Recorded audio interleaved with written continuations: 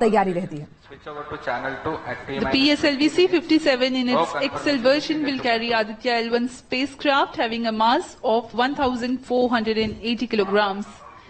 The mission intends to place the spacecraft in 235 by 19,500 kilometers orbit with an inclination of 19.2 degrees.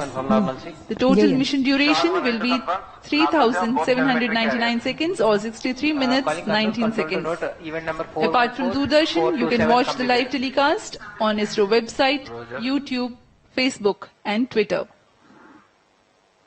आपको बता दें क्योंकि बताया गया है कि कहां कहां पर इसका लाइव टेलीकास्ट देख सकते हैं। न्यूज नेशन पर भी दर्शक इसका लाइव टेलीकास्ट जो है वो लगातार देख सकते हैं। और 21 मिनट 34 सेकंड अब ये घटते रहेंगे सेकंड्स, इसका वक्त जो है वो बचा हुआ है जब ये मिशन जो है वो लॉन्च हो जाएगा। और अनुराग, जिस तरह से गौरव रजा साहब कह रहे थे कि सिंगल पॉइंट फेलियर, क्योंकि काम तो वो आने वाले 4 महीनों तक जिस तरह से करेगा जनवरी 2024 तक, लेकिन जो सिंगल पॉइंट फेलियर है लॉन्चिंग उसको जीरो कर देती है।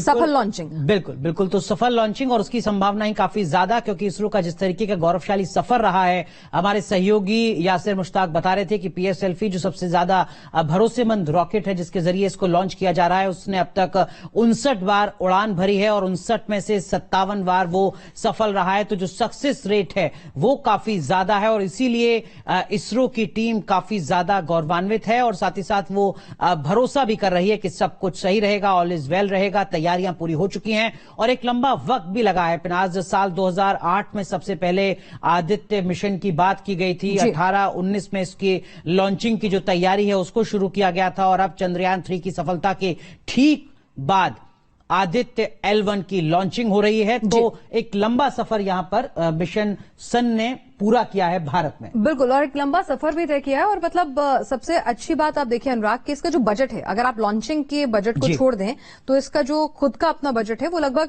378 करोड़ रुपए बताया लगभग 400 करोड़ या लगभग 400 मान लीजिए। तो आप देखिए कि हिंदुस्तान के वैज्ञानिकों को ये श्रेय भी जाता है। उस दिन बहुत ही लाइटर नोट पे जब पूछा गया तो उन्होंने कहा अगर ये बता देंगे कि कैसे इतनी किफायत में काम करते हैं तो हमारा सीक्रेट लीक हो जाएगा।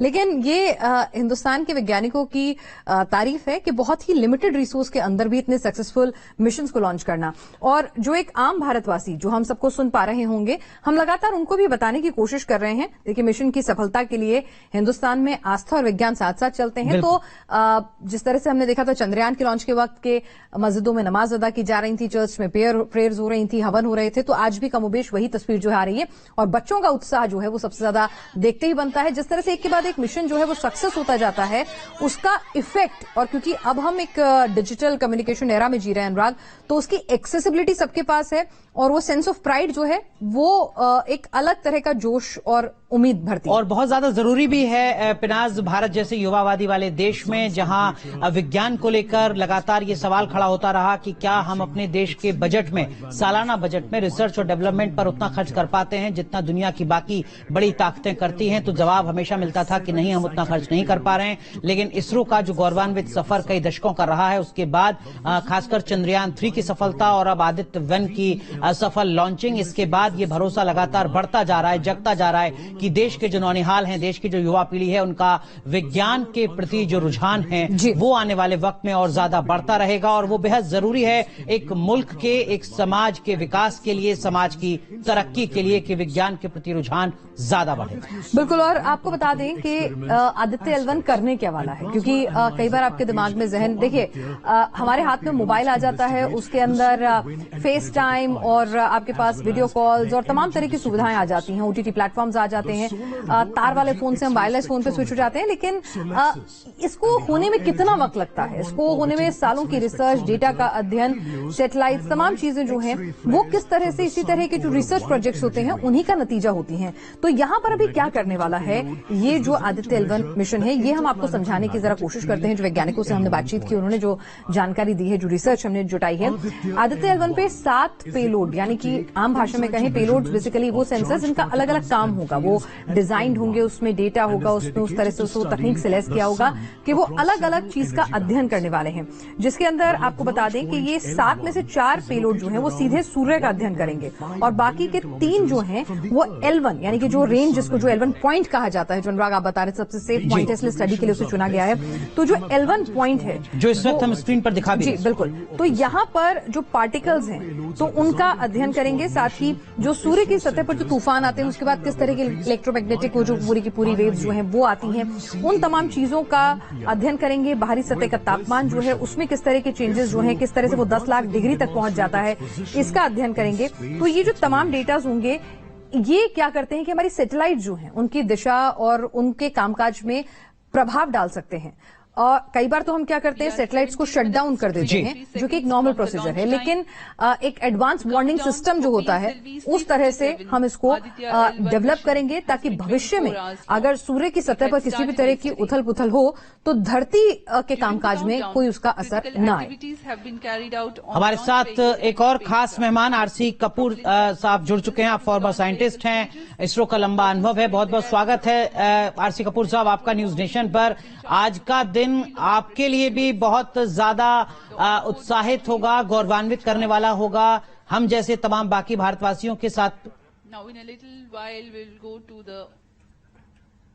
बिल्कुल सही बात है आपकी। और बड़ी अब ज्यादा दूर देर नहीं रह गई है लॉन्च में, और मैं समझता हूँ करीब 15 या 20 मिनट हैं, और उम्मीद करते हैं कि लॉन्च सक्सेसफुल होती है, क्योंकि PSLV जो रॉकेट है इसरो का वो लॉन्ग ट्रस्टेड, इसको वर्कहॉर्स बोलते हैं, और ये इतनी क्षमता रखता है कि करीब 1400 किलोग्राम का पेलोड लेके ये पृथ्वी की एक कक्षा में स्थापित करेगा। उसके बाद कुछ एक ऑर्बिट रेजिंग मैन्यूवर्स के बाद में इसको क्रूज ऑर्बिट में भेजा जाएगा, और आखिर में करीब 4 महीने बाद जो है ये L1 के पास पहुंचेगा, जो कि पृथ्वी सूर्य एक्सिस पर पृथ्वी के केंद्र से करीब 15 लाख किलोमीटर की दूरी है।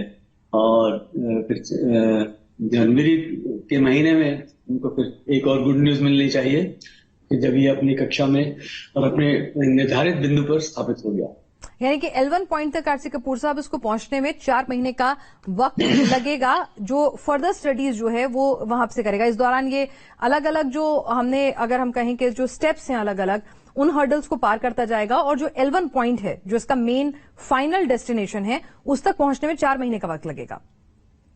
बिल्कुल सही बात है। ये पहले तो ये अभी अर्थबाउंड ऑर्बिट में इसको जाना है, तो जैसे चंद्रयान 3 के समय किया गया था कि पहले 4 या 5 स्टेप्स में चंद्रयान 3 की ऑर्बिट को रेस किया गया था, यानी उसकी एपोजी बढ़ाई गई थी।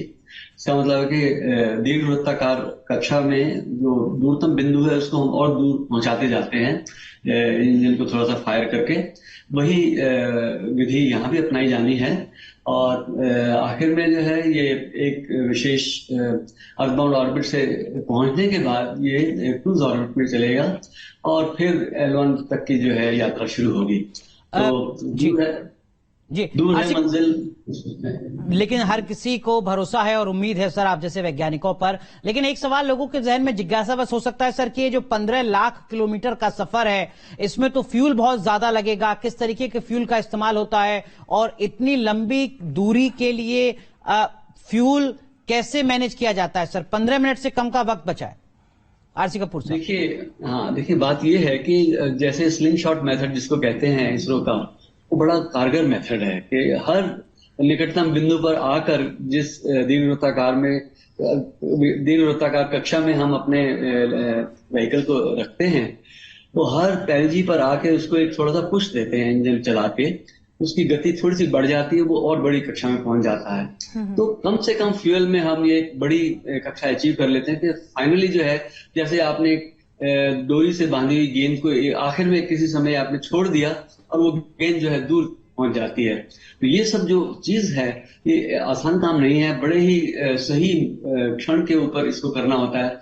जैसा कि आपने देखा चंद्रयान 3 के समय जब डी ऑर्बिट करके लैंडर रोवर को चंद्रमा की सतह पर उतारना था, तो 15 मिनट जो जिसके लिए बोला गया था 15 मिनट्स ऑफ टेरर, तो बड़ा कैलकुलेटेड वो क्षण था कि उस क्षण पर ये उस बिंदु पर आए अपनी कक्षा में और फिर इसको डी ऑर्बिट किया जाए। वही बात यहाँ पर भी ऐसे है, क्योंकि L1 तक पहुंचने में जो है ये बड़ी दूर मंजिल है और उसमें कम खर्च में हम एक किस्म से रॉकेट को वहां भेज रहे हैं और इसमें सूर्य का गुरुत्वाकर्षण बल काम कर रहा है इसको उस तरफ भेजने में और ये पृथ्वी के आकर्षण धीरे धीरे दूर होता जा रहा है क्योंकि इसको जो गति दी गई है इसको उस पर विजय पानी है और L1 तक पहुंच के L1 बिंदु ऐसा है जहां पर कि पृथ्वी का गुरुत्वाकर्षण और सूर्य का गुरुत्वाकर्षण ये समान हो जाते हैं।